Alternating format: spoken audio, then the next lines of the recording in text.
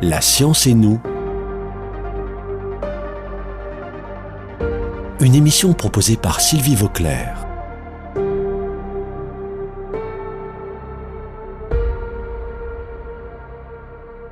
Je suis à nouveau aujourd'hui avec Patrick Calsou, qui est directeur de recherche à l'INSERM, l'Institut national de la santé et de la recherche médicale, et qui travaille pour ses recherches à l'Institut de pharmacologie et biologie structurelle de Toulouse. La semaine dernière, on a parlé des cassures de l'ADN, et en particulier les cassures double brin, qui sont particulièrement graves.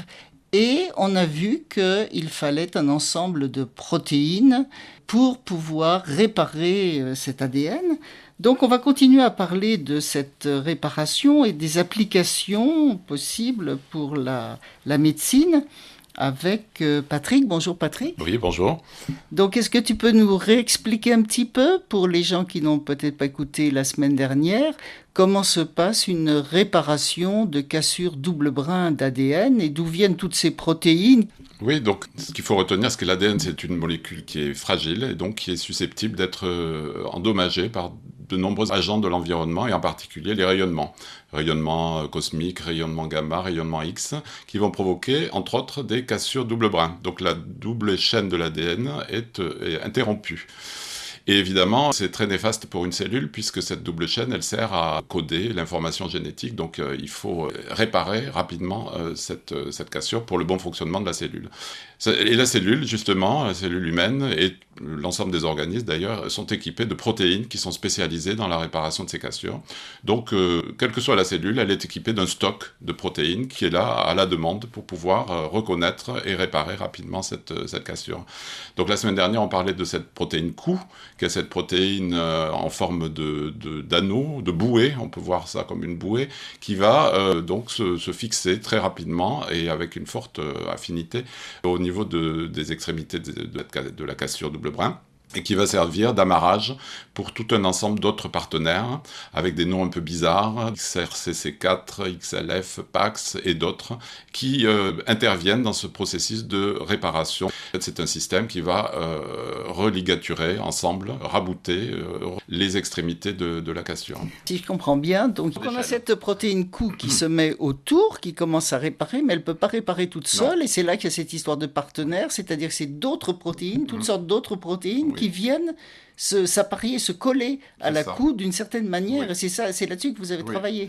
Oui, Q en elle-même, elle n'a pas d'activité propre. Elle va servir juste de plateforme pour recruter les facteurs qui eux-mêmes sont doués de ces activités de ligature.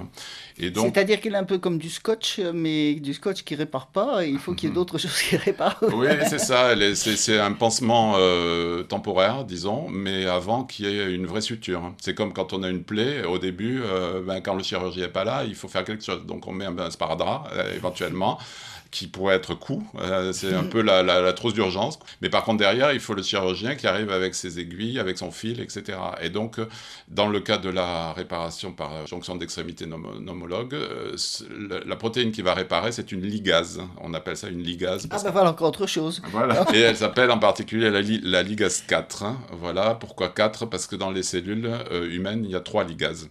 C'est pas très logique, mais en fait, parce qu'au départ, on pensait qu'il y en avait 4, et puis on s'est aperçu au fur et à mesure des recherches que la 2, en fait, c'était la même que la 1. Donc on a éliminé la 2, et il en reste 3, mais elles ont gardé leur nom d'origine. Et donc la ligase 4, voilà, c'est la troisième des ligases. Est-ce que ligase a quelque chose à faire avec le mot lien ? Oui, tout à fait. Ça vient de lien, ça vient de ligature, c'est ligature. Donc le chirurgien de la NHJ, c'est la ligase 4. Et Q, c'est le sparadrap, voilà. Et c'est la ligase 4 qui va chercher les autres protéines, les PAX, les XLF, Alors, la ligase 4, elle est amenée par XRCC4, parce que la ligase 4, si elle n'est pas si elle n'est pas collée à XRCC4 dans les cellules, elle n'existe pas, elle est dégradée. Voilà. Donc, ce qui amène la ligase 4 sur le site de réparation, c'est son partenaire XRCC4. Voilà. C'est un complexe. Je crois que ce que les gens vont retenir, c'est extrêmement complexe, et que quand même le phénomène du vivant est génial, puisque tout ça, c'est fait pour que ça marche. Donc en fait, vous avez un certain nombre de protéines que vous appelez partenaires qui viennent se coller au cou. Et ce que vous avez trouvé, vous, c'est de quelle manière certaines protéines, de quelle manière ça se passait, quoi, Oui, c'est ça? c'est ça. C'est-à-dire, en fait, on a reconstitué un peu dans l'espace comment ces protéines s'assemblent sur la protéine Q. En fait, ça s'est fait avec un collaborateur qui est spécialiste en ce qu'on appelle la biologie structurale, c'est-à-dire c'est la façon de la compréhension de comment les protéines se présentent dans l'espace. Voilà. Une protéine, c'est un enchaînement d'acides aminés, mais si on dit ça, on a l'impression d'une chaîne comme ça inerte. En fait, pas du tout. Cette chaîne, elle est repliée sur elle-même et elle forme une structure en 3 dimensions. Voilà. Et chaque protéine a une structure tridimensionnelle très spécifique. Donc ça permet aux cellules qui sont abîmées, enfin pas aux cellules, l'ADN dans les cellules qui sont abîmées par des phénomènes naturels de se réparer naturellement. Oui. Donc ça, c'est assez merveilleux. Oui. Maintenant, on va peut-être se rapprocher des problèmes thérapeutiques, en particulier du cancer, puisqu'il y a des applications très importantes là pour le cancer. Alors là, c'est le contraire, c'est-à-dire qu'il faut savoir comment se font les réparations d'ADN pour essayer de les éviter, Oui. pour vraiment pouvoir détruire les cellules. Oui. C'est ça. Oui. Autant dans une cellule normale, la présence de cassure double brin, c'est néfaste pour le fonctionnement de la cellule, autant pour le cancer, on veut justement produire et surproduire en grande quantité des cassures double brin dans ces cellules pour dépasser leur capacité de réparation. Et c'est le propre de la radiothérapie ou de certaines molécules utilisées en chimiothérapie, c'est de faire justement une grande quantité en un temps très court de cassures dans des cellules cancéreuses pour dépasser leur capacité de réparation et les conduire vers la mort.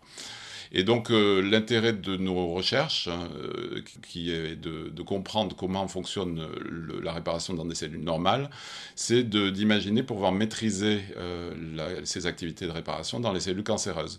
L'idée, par exemple, c'est que si on trouve une petite molécule qui est capable d'inhiber la ligase 4 dont je parlais tout à l'heure, évidemment, en empêchant cette ligase de fonctionner, les cassures ne vont plus être réparées. Donc si on administre cette petite molécule aux cellules cancéreuses qu'on a traitées par radiothérapie, on va les rendre hypersensibles au traitement. Et l'idée, c'est de pouvoir baisser la dose, d'utiliser une dose plus faible pour ne pas toucher les cellules saines environnantes et donc tuer spécifiquement les cellules cancéreuses qui sont devenues, grâce à cet inhibiteur de ligase 4, qui sont devenues hypersensibles au rayonnement. Alors la ligase 4, si j'ai bien compris, c'est le maître d'œuvre. Et alors, il y a toutes sortes de protéines qui se mettent sur la protéine Q. Et tu m'as dit que si on en enlevait une seule, ça ne marchait pas. Donc est-ce qu'il y a aussi une possibilité d'action là ou... C'est ça. En fait,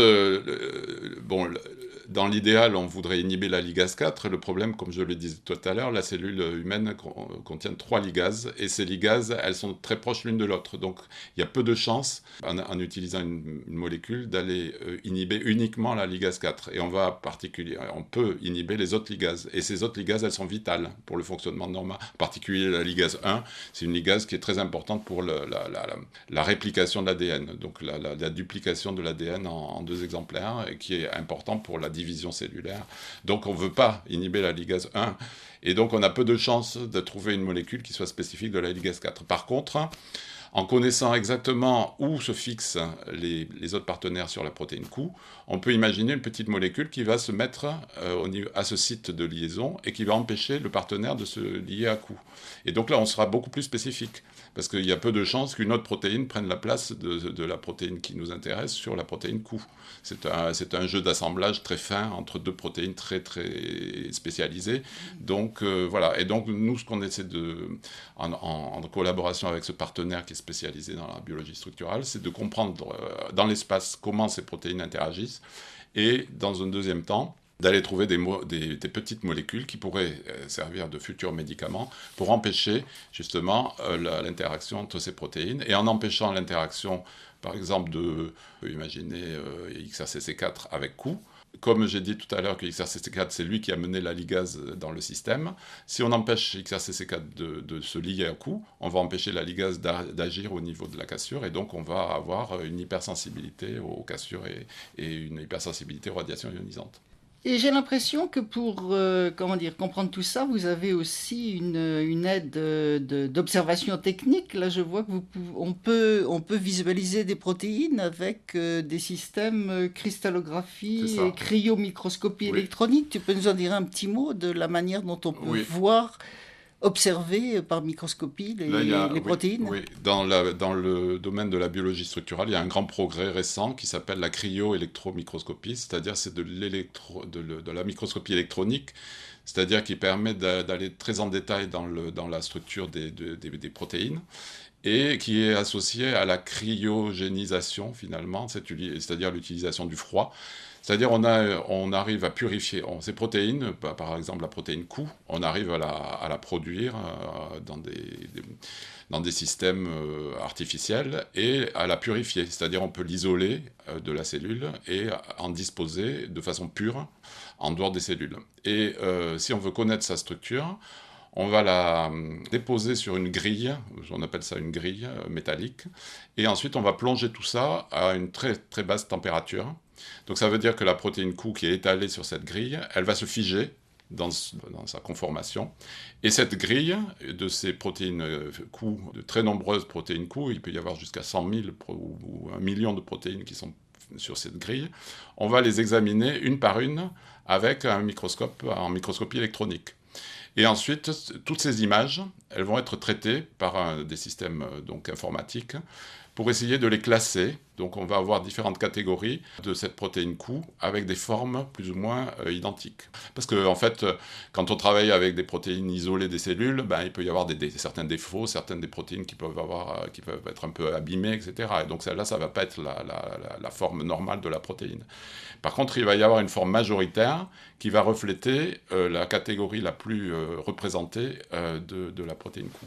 Et ça va donner la structure en fait, de la protéine Q. Et donc si on mélange par exemple cette protéine Q purifiée avec la protéine XRCC4 purifiée, on les dépose sur la grille en question, on les refroidit à très basse température, on les examine avec une microscopie électronique et on arrive à avoir l'image en fait reconstituée par ordinateur du complexe entre la protéine Q et la protéine XRCC4. Et connaissant cette structure, on peut après imaginer, toujours par simulation, une petite molécule donc chimique qui va se mettre exactement au site de jonction entre Q et XRCC4. Et cette molécule chimique pourrait éventuellement servir de médicament pour empêcher le système de réparation par jonction d'extrémités non homologues, JENH, de fonctionner. Eh ben, je crois qu'on va retenir d'abord que c'est extrêmement complexe tout ça. Ensuite, qu'il y a beaucoup d'enthousiasme et beaucoup de résultats et de recherches encore à entreprendre. Et que c'est très important pour nous. C'est très important pour la vie, c'est très important pour les maladies, c'est très important pour essayer de guérir le cancer. Donc, merci beaucoup Patrick et bonne continuation. Au revoir. Merci, au revoir.